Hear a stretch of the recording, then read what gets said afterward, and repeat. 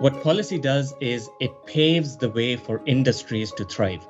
So battery manufacturing, mining of these various minerals, production of electric vehicles, all of these industries that sit within the value chain of the various things that you and I ultimately consume, whether it's vehicles, whether it's mobile phones, which have nickel-based batteries as well. All of these industries are supported and they enter an environment where policy is paving the way for them to grow. You're listening to Traders Insight Radio by Interactive Brokers. Find more podcasts and daily market commentary at tradersinsight.news. Please remember, any trading discussions are for information purposes only and are not intended to portray recommendations. Please listen to further disclosures at the end of today's episode. Now, welcome to our show. Let's get started. Hello and welcome to IBKR Traders Insight Radio podcast. I'm Stephen Levine, Senior Market Analyst at Interactive Brokers, and your host for today's program. We're Mobeen Tahir, Director of Macroeconomics, Research, and Tactical Solutions at WisdomTree Europe, joins us again to talk about catalysts that have been driving prices for certain commodities. Our focus today is on nickel, another critical commodity for use in the ongoing energy transition. Mobeen was last in our program where we had a very insightful discussion about copper. So nickel seems to be the next logical step in the transition's metal block. It's a neighbor to copper on the periodic table. It's also a vital element for use in electric vehicle production, namely batteries, but also critical for clean energy production such as wind and solar, as well as carbon capture and storage. Very happy you've made the time to join us again, Mobeen. Thanks for coming. Stephen, a pleasure as always to join you again. Thank you so much for having me. You know, we recently had this great discussion about copper and its role and outlook in the energy transition, but copper alone can't drive that move, right? I mean, other commodities are also needed, nickel being one of them, and nickel futures seem to have been facing quite a bit of volatility lately. Not only has the Russia-Ukraine war called into question the viability of supply that may be needed to meet the timeline and goals of the global energy transition, Russia, I understand, has a high concentration of the world's production and reserves for nickel. But we've also seen certain trading activity spur a rather significant spike in the price of nickel futures. And I think we can talk about that a bit later. But I'd like to first start off with your insights about supply issues. And there are obviously lots of questions here, but let's begin with sanctions on Russian exports. I guess for one, how much nickel is needed to fulfill the demand for, say, electric vehicle battery production over the short term, say the next 2 to 3 years? And what can suppliers of nickel expect to experience from any constraints from these sanctions? Sure. Thanks, Stephen. It's a great place to start, certainly. So if we think about how much the world has actually demanded in nickel in the last year or so the estimates were that the world demand for nickel in 2021 was around 2.8 million tons. Now, this number has broadly doubled in the last 10 years or so. Having said that, batteries currently only account for around 6 to 7% of total nickel demand, but they happen to be the most exciting area of growth, which is why a lot of focus tends to go there when we talk about nickel, certainly. Now, you mentioned electric vehicles and their relevance with the nickel story. Of course, the world sold 6.7 million electric vehicles in 2021, up from 3.2 million in 2020. So we're on an exponential trajectory over there, certainly. There are, however, two things to remember when it comes to metals, and those two things are as follows. Number one, it's very difficult to substitute one metal for another because clearly they have unique physical properties. And two, it's very difficult to replace one source of supply with another as well. And putting all of that together, what we're seeing is an exponential demand trajectory for nickel. And of course, any supply disruption, as you touched on in your question, any supply disruption that happens in the face of those demand projections is naturally going to pose challenges.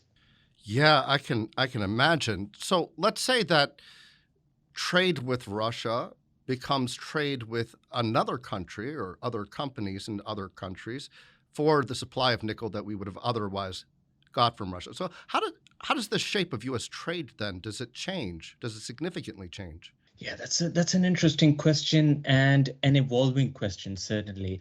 If we think about how much capital expenditure has actually gone into nickel mining in the last 15 years or so. The number comes to around 85 billion US dollars. Now, if the world is to meet its sustainable climate change goals and limit temperature increases to 2 degrees Celsius above pre-industrialized levels, as agreed in the Paris Agreement, the capital expenditure in the mining sector needs to almost double and go up to 150 billion US dollars in the next 15 years compared to the previous 15 years. So the question is, where does this come from? And this goes to your question about how does the US manage its trading relationships? But ultimately, the question will be, where is the nickel actually coming from? Yeah. So Indonesia, of course, is one of the largest producers of nickel. It also happens to be the country which has the highest number of reserves. But behind Indonesia, we have Australia. Australia is the second largest in terms of reserves, but it's a bit behind in the league tables as far as production is concerned. So that raises the question that, is it going to be those countries that have more reserves that may start mining more as they start to see that there's more demand and potentially disruption from certain regions? But it's a difficult question to answer, and it's an evolving conversation, certainly. So this is very interesting because I know that a lot of corporations, especially the auto sector, has been relying on nickel to produce their electric vehicles, the batteries for the electric vehicles, the electric vehicle production. They've had strategies to ramp up to meet the demand that you've outlined from 3.2 to 6.7 million in new electric vehicle sales. So in your view, has the outlook changed for costs on EVs? I mean, are these going higher in your view? I suppose we need to factor in, higher energy costs for transport and other manufacturing concerns. Also, problematic supply of semiconductors has been in place also. So now this seems to confound the issue, I'm thinking. So what do you see in terms of like inflationary pressures on the electric vehicle production end of this for corporations? Absolutely. And intuitively, one would think, right, that as input costs go up, this would create inflationary pressures. This would create pressures on the price of electric vehicles as well. But just putting that in a bit of context, where is nickel actually used in electric vehicles? For your listeners, it would be useful.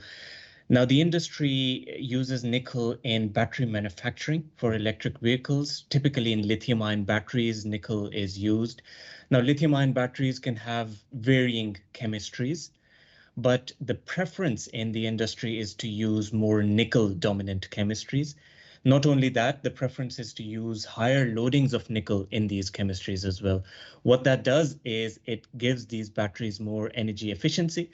So if you think about the worst nightmare for an EV driver would be to get caught on the highway and run out of charge and not know what to do from there. Right? Yeah, that would really be a nightmare, I think, unless they have a portable generator. I don't know what they would do. I guess they need a very long extension cord to attach to the next charging station. What do they do? It is one of the things that holds a lot of people back from moving towards an electric vehicle right now. And of course, there need to be more solutions to tackle with that eventuality, or drivers knowing better how to manage their energy. But ultimately, what's happening on the battery manufacturing front is batteries are getting better. So they are starting to deliver higher range, and higher quantities of nickel are enabling batteries to become more efficient. So hopefully fewer stranded drivers on highways going forward as we employ more nickel. But coming back to your question about cost, even though we see the cost of these resources rising, nickel, copper, aluminium, and many others, we think that economies of scale in the battery manufacturing process is ultimately going to more than offset the increase in the input cost of these various things. And this bodes very well for the economics of the electric vehicle industry. And we think that that will ultimately be what will really support the proliferation of electric vehicles on the roads. Yeah, I mean, I suppose that another concern for buyers or potential buyers of electric vehicles is the price tag currently, as far as I understand.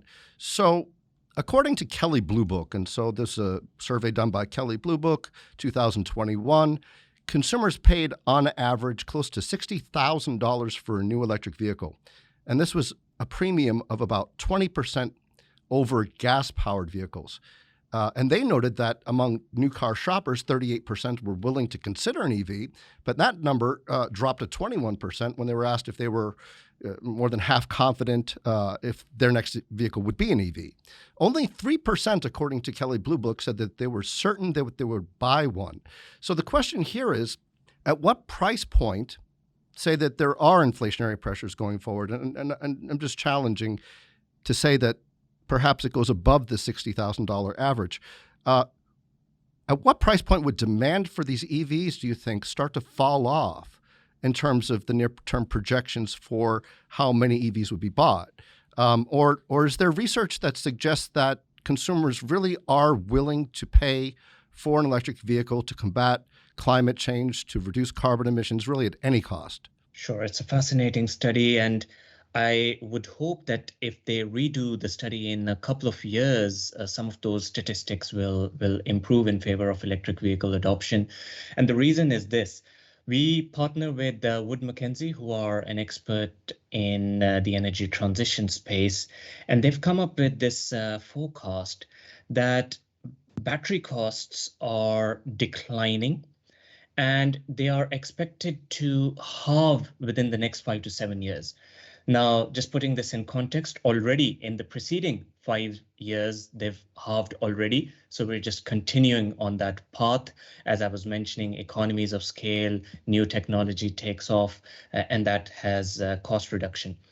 Yep. Ultimately, the industry is expected to reach a very important cost threshold, which is $100 to produce 1 kilowatt hour of energy.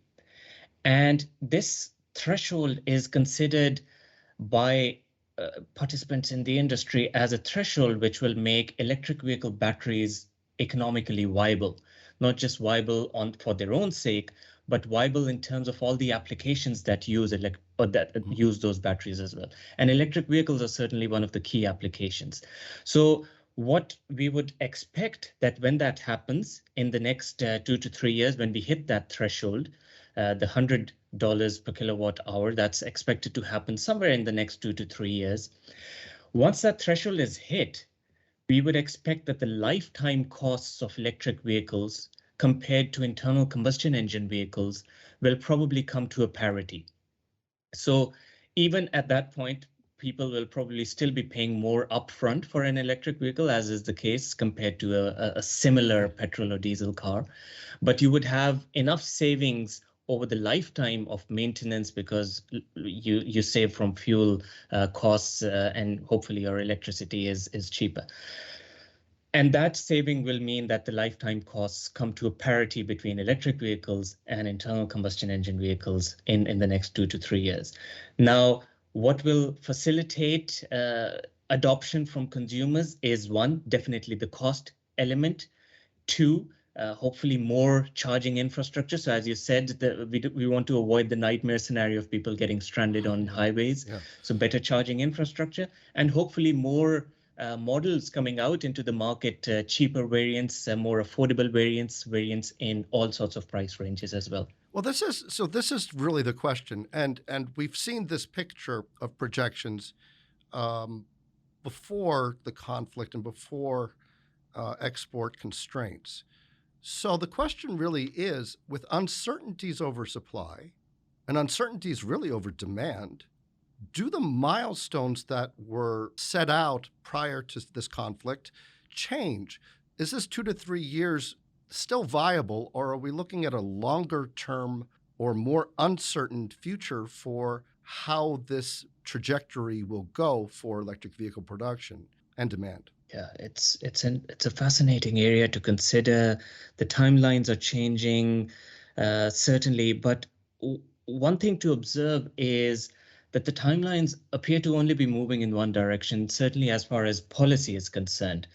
So it is unlikely that we are going to see our climate change goals getting pushed back after all the talk with the United Nations climate change conference that was held late last year, and all the commitments from leaders around the world to really accelerate the energy transition, it seems that those goals are only going to get brought forward.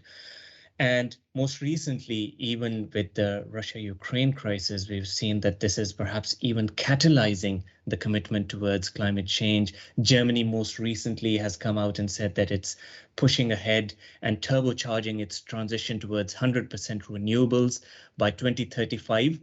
That is 15 years ahead of what was previously envisioned.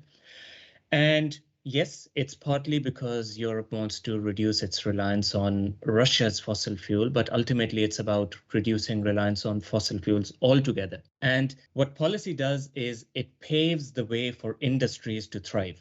So battery manufacturing, mining of these various minerals, production of electric vehicles, all of these industries that sit within the value chain of the various things that you and I ultimately consume, whether it's vehicles, whether it's mobile phones, which have nickel-based batteries as well. All of these industries are supported and they enter an environment where policy is paving the way for them to grow.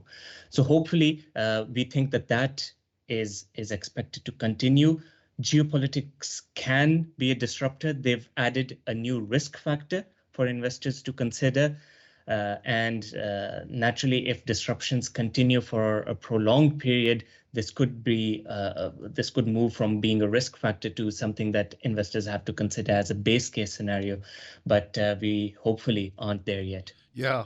But let's change tack here just a bit, because I think another thing that's confounding at least the cost for nickel is trading activity. And we've seen this pretty recently with the chair of a Chinese steel producing giant called Tsingshan Holding. Nickel futures spiked around 250% over 2 days. And this prompted the London Exchange to halt trading, set limits, and I think even some banks stepped in to inject liquidity to try and stave off a potential default of the company. It faced something like an $8 billion loss. They were going short on nickel. So the chair, Xiang Guangda, committed to the short, even after the short squeeze, even after it's pushed prices through the roof, really. He didn't change his position. So what do you think was behind this particular trader's, this chair, his decision to short nickel futures? You know, how would nickel prices go lower in this scenario? Sure. So the background to Tsingshan's trade is as follows. So Tsingshan is one of the largest Chinese nickel and stainless steel producer, a very important player worldwide in nickel production and stainless steel production. Yeah. Now, in recent times, the company has actually been exploring ways of producing higher grade nickel, the sort of nickel that is used in electric vehicle batteries, from lower grades of nickel. So not just accepting that you are constrained by how much higher grade you can bring out from the ground, but actually converting lower grades into higher grades through various industrial processes. So this is a technique that the company has been pioneering in recent times. But there are question marks on how much success you can have with that sort of process. So markets have been hesitant in pricing in the impact that the company can have on the nickel market from this process. But ultimately, the short position that they've held is essentially a bet from the company on their own success of bringing more quantities of nickel to the market from this process. Because if you think about it, if that's their business model, they're converting lower grade nickel into high grade nickel, they are increasing the supply, or at least that's what they are aiming to do. And higher supply means prices go down, and that's what they were betting on. So ultimately, it's more of a commercial position that they took, which is linked to their business. And of course, the geopolitical tensions with Russia and Ukraine, Russia being the third largest supplier of nickel, it created this unprecedented situation in nickel markets where prices were really rallying. and therefore their short position became a bit tricky, Yeah. and hence the volatility in nickel market. So a bit unprecedented, but of course, within the context of what the company was trying to do, it perhaps makes a bit more sense. But you would still expect that there may be still some volatility ahead for metals that are linked to what's happening with the Russia-Ukraine situation. Yeah, and with the LME, I think operations itself, I think it recently had another glitch even after this short squeeze took place, and that was unfortunate because they halted trading for some time, and then when they reopened, they had glitches and they had to halt again. It just seemed to be a lot of volatility simply in the trading space, which seems to confound again the economic picture, or the bigger picture of supply and demand in light of the sanctions against Russia and its concentration of nickel.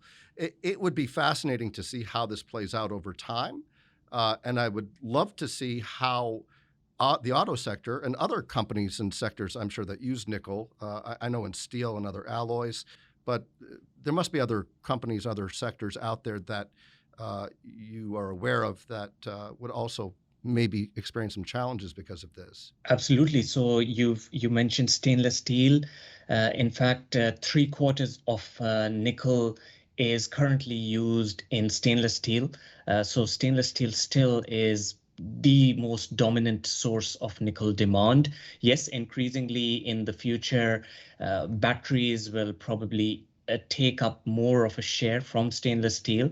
But if we think about the statistic I mentioned at the start, where total nickel usage worldwide has doubled pretty much in the last 10 years, this is in the absence of electric vehicles. So even just stainless steel demand is expected to grow. And naturally, stainless steel has all sorts of applications ranging from kitchen utensils to medical equipment, building, transportation. It pretty much touches our lives in so many different ways. So ultimately, if there is disruption in supply there, it affects many, many different sectors. Yeah, it's amazing how much commodities can impact our daily lives and the prices and inflation in general. And it truly is interesting. Mobeen, thank you again. I mean, this is a really, really fascinating discussion, again, about nickel, and I hope that we'll have another one about another commodity, maybe another metal at some point soon. So, thanks again for taking the time to do this. Stephen, my pleasure as always, and thank you so much for the opportunity to chat with you again. Absolutely. Listeners, you can also learn more about the energy transition and commodities in WisdomTree Europe's webinar presentations. They have several of them at IBKRwebinars.com. You can also keep abreast of their market commentary at IBKR Traders Insight at tradersinsight.news. Again, Mobeen, terrific. Hope you'll be back with us again. I hope so too. Until next time, I'm Stephen Levine for Interactive Brokers. Thanks for listening to Traders Insight Radio. As always, there's more content at tradersinsight.news. And if you're interested in learning more about Interactive Brokers, visit IBKR.com. We offer more trading education materials such as webinars at IBKRwebinars.com, market-related courses at tradersacademy.online, and quant-related articles at IBKRquant.com. Futures are not suitable for all investors. The amount you may lose may be greater than your initial investment. Before trading futures, please read the CFTC risk disclosure. A copy and additional information are available at IBKR.com. Trading on margin is only for sophisticated investors with high risk tolerance. You may lose more than your initial investment.